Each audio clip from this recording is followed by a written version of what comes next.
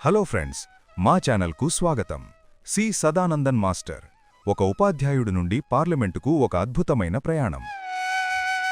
విద్యారంగానికి తోడ్పడటమే కాకుండా తీవ్ర రాజకీయ హింసను ఎదుర్కొని జీవన అమరవీరుడుగా ఎదిగిన విద్యావేత్త, సామాజిక కార్యకర్త మరియు రాజకీయ నాయకుడి కథ. ఈ వీడియోలో సి సదానందన్ మాస్టర్ జీవిత సవాళ్లను ఎలా అధిగమించి భారతదేశ ఎగువ సభలో నామినేటెడ్ సభ్యుడిగా ఎలా మారారో మనం అన్వేషిస్తాము. ప్రారంభ జీవితం మరియు విద్య. సి సదానందన్ మాస్టర్ 1964లో కేరళలోని మట్టనూర్ సమీపంలోని పెరించేరి గ్రామంలో కమ్యూనిస్ట్ మద్దతుదారు కుటుంబంలో జన్మించారు. ఆయన శివపురం హయ్యర్ సెకండరీ స్కూల్లో తన విద్యను ప్రారంభించారు. తరువాత పజాసి రాజా ఎన్ఎస్ఎస్ కళాశాలలో ప్రీ డిగ్రీ మరియు కూతుపరంబలోని సెయింట్ మేరీ కళాశాల నుండి బ్యాచిలర్ డిగ్రీని పొందారు.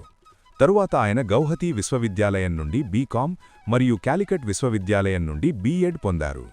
కళాశాలలో చదువుతున్న రోజుల్లో ఆయన సిపిఐఎంతో అనుబంధం కలిగి ఉన్నారు, కానీ సిద్ధాంతపరమైన తేడాల కారణంగా క్రమంగా ముందుకు సాగారు.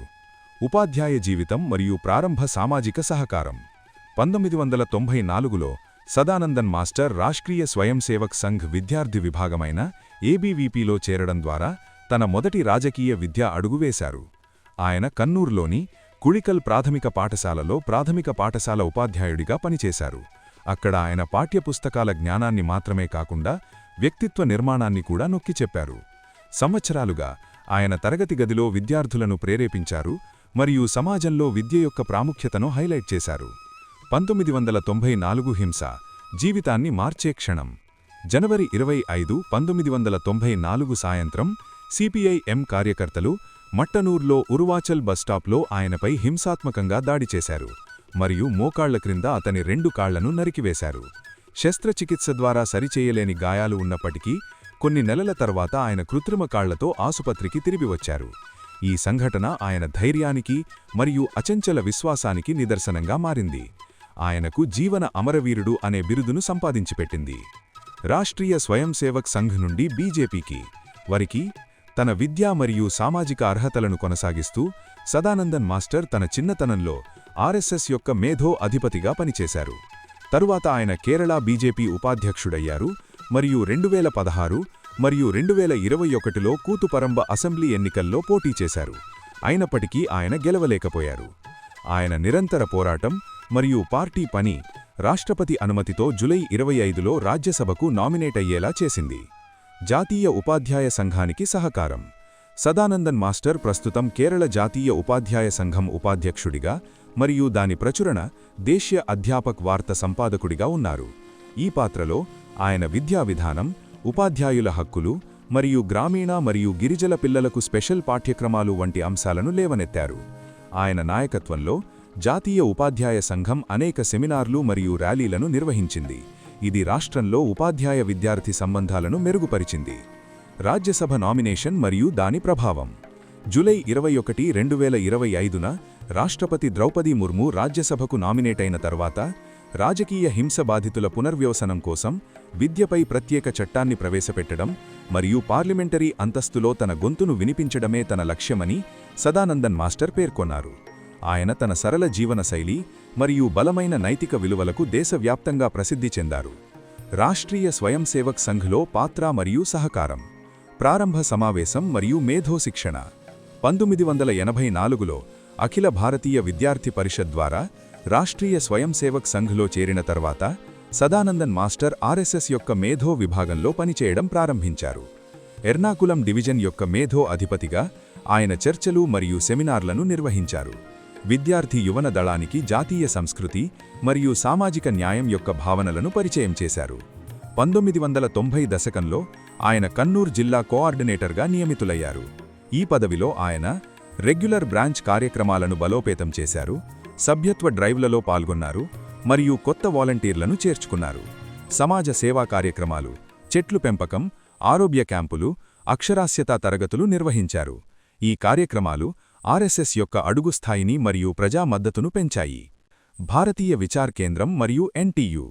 ఆర్ఎస్ఎస్ అనుబంధ రాష్ట్రీయ అధ్యయన సంఘ్, రాష్ట్రీయ అధ్యయన వార్త ఉపాధ్యక్షుడిగా ఆయన స్థానం దానిని ఒక విద్యారంగంలో ఉర్గితమైన ప్రెజర్ గ్రూప్గా మార్చింది.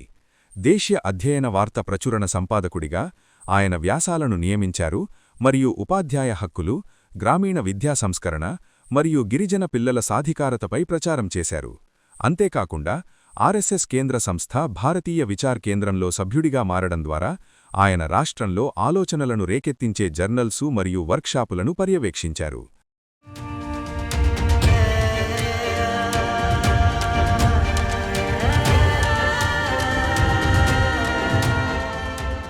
బీజేపీలో పాత్ర మరియు సహకారం.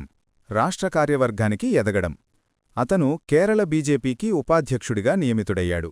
ఇక్కడ ఆయన ప్రాథమిక బాధ్యతలలో సంస్థాగత విస్తరణ, జిల్లాస్థాయి వర్క్షాపులు మరియు యువజన విభాగం యొక్క సాధికారత ఉన్నాయి. ఆయన నాయకత్వంలో కన్నూర్, మాల్గుడి మరియు త్రిస్సూర్ జిల్లాల్లో కొత్త వార్డు సమన్వయకర్తలను నియమించారు. బీజేపీ విచార్ సభ, సంప్రదింపుల సభ సమావేశాలు కాలానుగుణంగా జరిగాయి.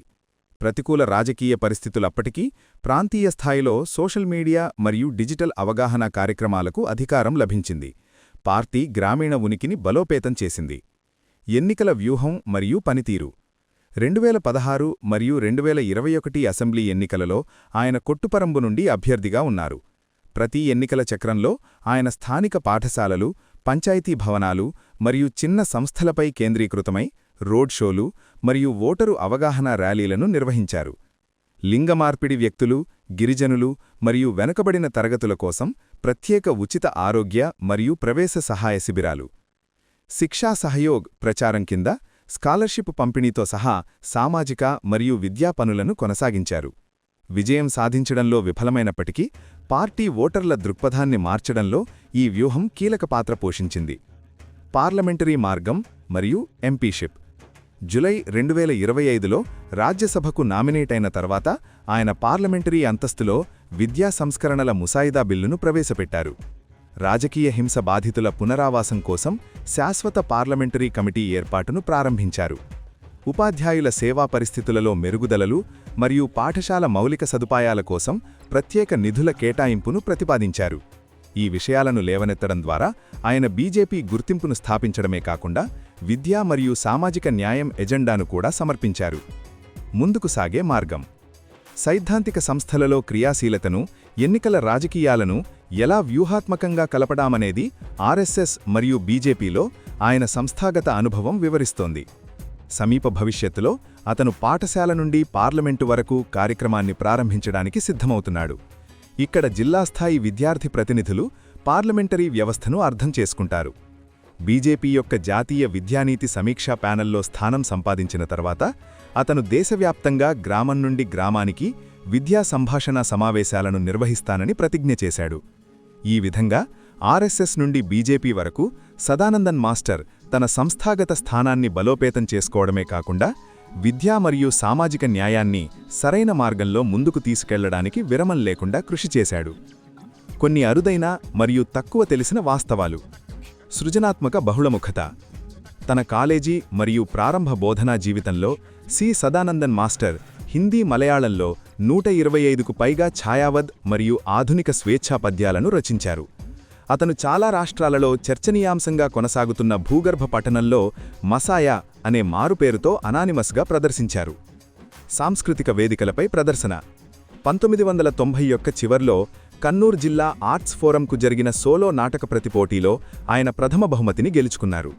ఈ వేదికపై ఆయన రాజకీయ హింస మరియు సామాజిక అసమ్మతి ఆధారంగా స్వయంగా స్వరపరిచిన నాటకాన్ని ప్రదర్శించారు.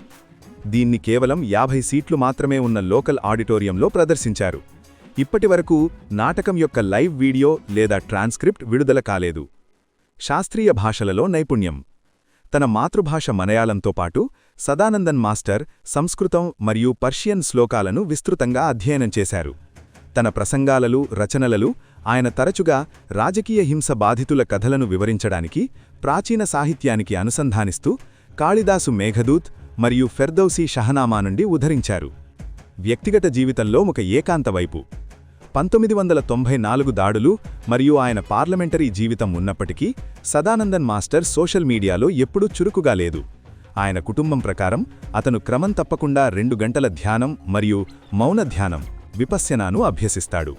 ఇది జీవితంలో అత్యంత సవాల్తో కూడిన సమయంలో కూడా ప్రశాంతతను కాపాడుకోవడానికి అతనికి సహాయపడుతుంది.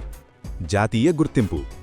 2024లో ప్రధానమంత్రి నరేంద్ర మోడీ కేరళ పర్యటన సందర్భంగా ఒక ఎన్నికల ర్యాలీలో సి సదానందన్ మాస్టర్ గురించి స్వయంగా ప్రస్తావిస్తూ, ఒక సాధారణ ఉపాధ్యాయుడు ఏ పని చేశాడంటే అతని 2 కాళ్లు నరకవలసి వచ్చింది అని అన్నారు.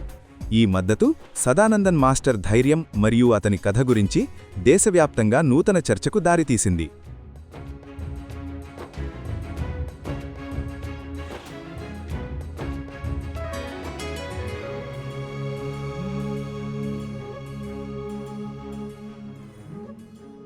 సి సదానందన్ మాస్టర్ ప్రధాన రచనలు.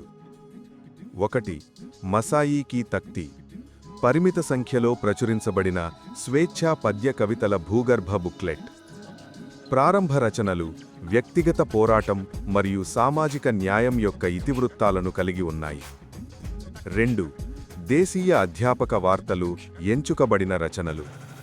నేషనల్ టీచర్స్ యూనియన్ ప్రచురణలో ఏటా 3 నుండి 5 కవితలు ప్రచురించబడతాయి. విద్య, శాంతి మరియు మానవ విలువలపై ఆధారపడిన రాజకీయ కవిత్వం. 3. జన్మభూమిలో ప్రచురించబడిన కవితలు మరియు వ్యాసాలు. బీజేపీ మౌత్పీస్ జన్మభూమిలో అప్పుడప్పుడు ప్రచురించబడే రాజకీయ హింస మరియు సహనం యొక్క సందేశాలతో కూడిన కవితా రచనలు. వ్యవస్థీకృత సామాజిక చర్చను ప్రభావితం చేసే విశ్లేషణాత్మక కవితా వ్యాసాలు. 4. సోలో నాటకం నుండి పద్యాలు. జిల్లా ఆర్ట్స్ ఫోరం కోసం కూర్చిన మరియు ప్రదర్శించిన స్వీయ రచన నాటకంలో చేర్చబడిన ప్రత్యేక పద్యాలు. స్థానిక ఆడిటోరియంలో గుమిగూడిన 50 మంది ప్రేక్షకుల కోసం ప్రదర్శించబడింది. ఇప్పటివరకు ప్రింట్ లేదా వీడియోలో అందుబాటులో లేదు. 5.